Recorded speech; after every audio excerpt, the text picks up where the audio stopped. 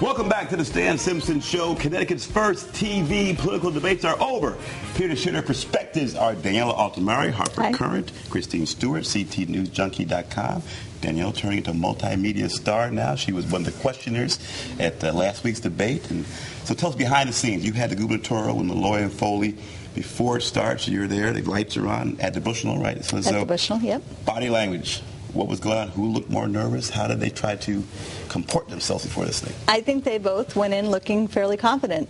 We had no idea that huge sparks were going to fly minutes into the debate, which was interesting. Was that good or bad for who? If you're Dan Malloy, what did you have to do here? And both you kind of chime in. If you're Malloy, what do you want to do here on TV? I think Dan Malloy did what Dan Malloy does. He's very aggressive. Mm-hmm. He goes on the attack.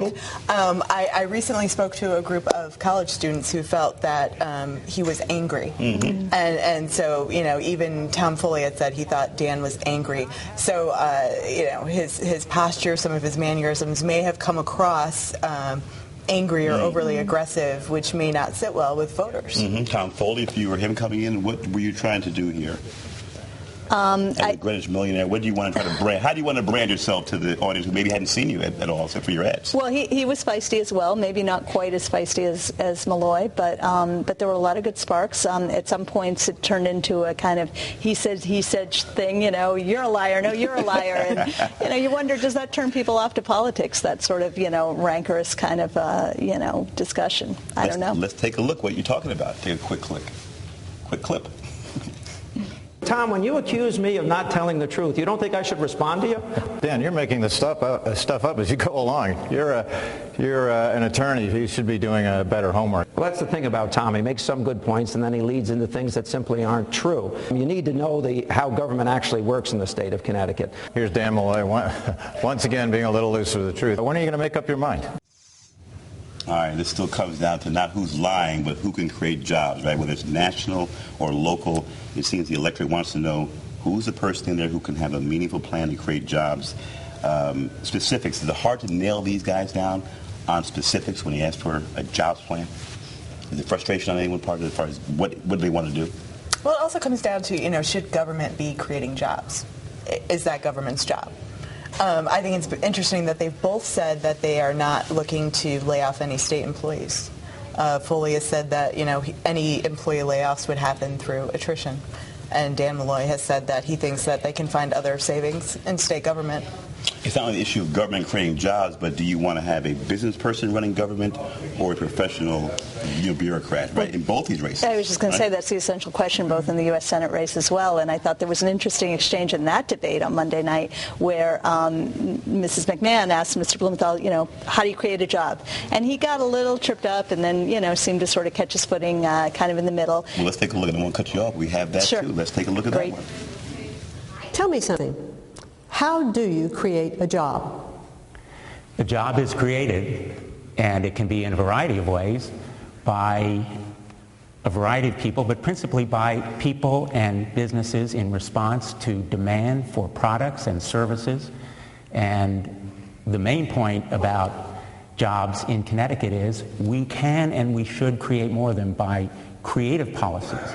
And that's the kind of approach that I want to bring to Washington. Government, government, government. Government does not create jobs. It's very simple how you create jobs. An entrepreneur takes a risk.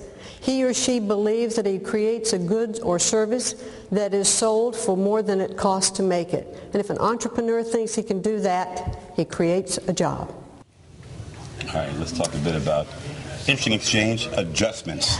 When you talk to both parties and their operatives, what adjustments do you think will happen? Let's say you're Dick Blumenthal. What adjustment must he make now between now and November 3rd? What are you hearing? I think that there was lower expectations on him to perform going into this debate. What are his behind the scenes, what are his operatives saying about what's happening with these polls? How concerned are they? I know publicly they're kind of playing it off, but behind the scenes, how concerned are they about what's happening with this race? They got quite a bit of good news this week, the Blumenthal campaign. I mean, the Q poll had it essentially neck and neck last week, and there were a series of polls that came out, I think 4 or 5? 6 over the past couple of days that have showed Blumenthal's lead is significantly larger than the Q poll has showed. Okay. So, you know. This is the Q poll showing that, correct? The Q poll showed it was a 3%. Right. 3 percentage point lead for Mr. Blumenthal.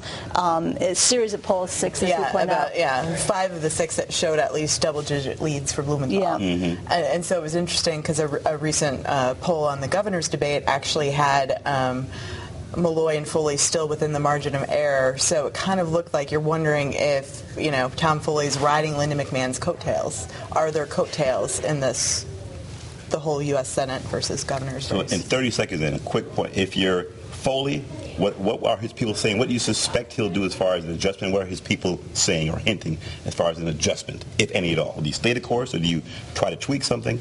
Anything? I think he stays the course. All right. Dan Malloy? Perhaps his people might say, soften up a little, Dan. Mm-hmm. You know, you were a little tough. Lay off on the Red Bull and calm down and take out some of the anger. Dick Blumenthal? Adjustment?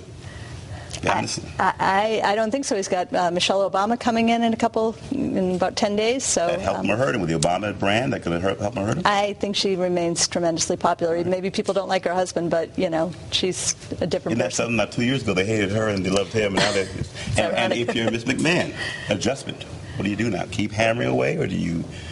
She's been kind of put on the defensive by the whole minimum wage thing. So she was very much on the defensive in that debate, and so I think she's got to go out and attack more. Okay, I'm going to have you guys back. We're out of time, but we're going to have you back. Christine Stewart, Daniela Altamari. When we come back, our relationship guru, Pastor T.C. Brantley, talks about why single Christian women have a tough time finding a suitable guy. You are watching The Stan Simpson Show.